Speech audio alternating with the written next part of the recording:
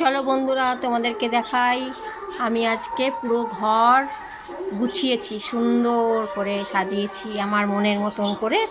তো ঝাড়াঝুড়ি তো এখন করতে পারবো না, ঝাড়াঝুড়ি তো হয়ে গেছে, এখন ছেলের জন্মমাস ঝাড়তে পারবো না।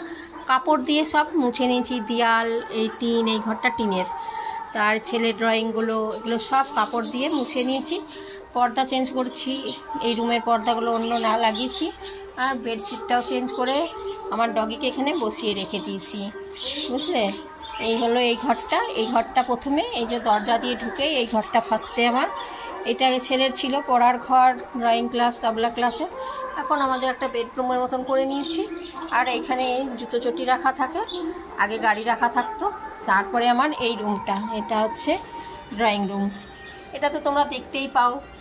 তো পর্দাগুলো চেঞ্জ করেছি, প্যালমেটগুলো যেন চেয়ার দিয়ে উঠে উঠে সব পরিষ্কার করেছি, এগুলো মুছে মুছে শুকনো কাপড় দিয়ে।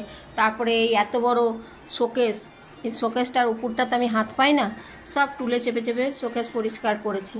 তারপরে এই ফুলদানিটা কালকে কিনলাম, সাদা ফুলটা আসলে একটু কম হচ্ছিল সাজানোটা আমার। তার কি করলাম, পর্দা চেঞ্জ করলাম। পর্দাটা এই কারণেই নিলাম, এই কালারটা আমার এই যে সোফার কভারটা নতুনই, একবার দুবার পেতেছি, একদম নতুন তোলা ছিল, মানে আরও দুটো আছে তো অল্টারনেট পাতি, তো এই পর্দাটার ম্যাচিং করে ওই জন্য সোফার কভারটা আর এই কুশন কভারটা ছিল, এটা নিয়েছি। আর এই একটা লাইট আমার দাদার নতুন বাড়ি হয়েছে, সেখানে একটা কিনেছে, তাই আমাদেরকেও একটা দিয়েছে গিফটে, তাই জন্য এই লাইটটা সাজানোর জন্যই এই যে একটা গাছ কিনেছি। আর এই বুদ্ধের মূর্তিটা ছিলই, এটাও ছিল ঘরে, দিয়ে সাজিয়েছি। তো লাইটটা পরে জ্বালাচ্ছি, হ্যাঁ, এখন আলোতে তো বোঝা যাবে না, অন্ধকার করব, তারপরে বোঝা যাবে কেমন হয়েছে লাইটটা দেখতে। চলো তবে এবার আমার রুমে যাই। এই যে এটা আমার বেডরুম, এই বেডরুমেটাও পুরো সাজা সুজা অল্প স্বল্প আছে, এখানে আমার সব সাজার গোজার জিনিস, ওই কম সম করে, অত তো আমি মেকআপ টেকআপ কিছু লাগাই না, সাজি না, হ্যাঁ, চা সাজি, নেল পালিশ, লিপস্টিক, এইসবই, একটু একটু সাজার জিনিস। এই আমার বেডরুম, এটা আমার বেড। তারপরে চলো যাই, আমার একটা ছোট্ট বারান্দা আছে, এই একটা ছোট্ট আমার বারান্দা।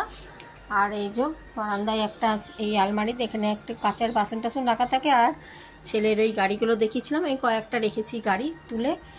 আর তারপরে রয়েছে এটা আমার এই পর্দাটা ছিল, এই পর্দাটা চেঞ্জ করলাম না, পর্দাটা কিচ্ছু নষ্ট হয়নি, ভালো আছে, ওই জন্য এখানে লাগিয়ে দিলাম। তারপরে হচ্ছে এটা ডাইনিংটাও পরিষ্কার করেছি, সব করেছি, একদিনেই পুরো করে নিয়েছি, দিয়ে এখন প্রচণ্ড শরীরে ব্যথা। এটা তো আগে করে রেখেছিলাম, দেখেছো ডাইনিং টেবিলে তোমরা। তারপরে রান্নাঘরে গেলাম, এই যে রান্নাঘরে সব পরিষ্কার করে তাকের কাপড়গুলো চেঞ্জ করে দিয়েছি, হ্যাঁ। তো এই আমার তো এই রান্নাঘরটা ছোট জানোই, বানানো, এটা কোয়ার্টারের যে রান্নাঘর সেটা ঠাকুর ঘর আমার, তো এইরকম গুছানো করে রাখি। আর এই র্যাকটা প্রত্যেক বছর আমি সাবান জল দিয়ে পরিষ্কার করি নাবিয়ে নিয়ে, এবার আর আমি পারিনি নাবিয়ে পরিষ্কার করতে, এবার ওই উপরেই আমি সাবান জল গুলে পুরোপুরি পরিষ্কার করেছি, নিচে আর নাবাতে পারিনি। চলো এবার ঠাকুর ঘর দেখাই। ঠাকুর ঘরে আমি তো পরিষ্কার করেছি, গুছিয়েছি।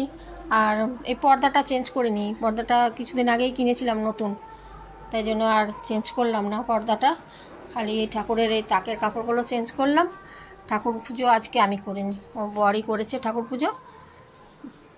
তো লাইট লাগাবো ওই পাশটা, এখানে একটা লাইটের পয়েন্ট আছে, ওইটাতে প্লাগ পয়েন্ট নাই, ওই জন্য অসুবিধা হচ্ছে, আমাকে সেই থ্রিপিং নিয়ে এসে বোর্ড নিয়ে এসে চালাতে হয়। একটা লাইট আছে, খুব সুন্দর লাইটিং হতো, ওই লাইটটা কী জানি নষ্ট হয়ে গেছে, ওই সিংহাসনের ভিতরে আছে, ওই জন্য ওটা আর জ্বলতে চাইছে না, ওই জন্য আমি ভাবছি অন্য লাইট লাগাবো, অনেক লাইট আছে আমার ঘরে। চলো তবে তোমাদেরকে ওই লাইটটা এবার দেখাই।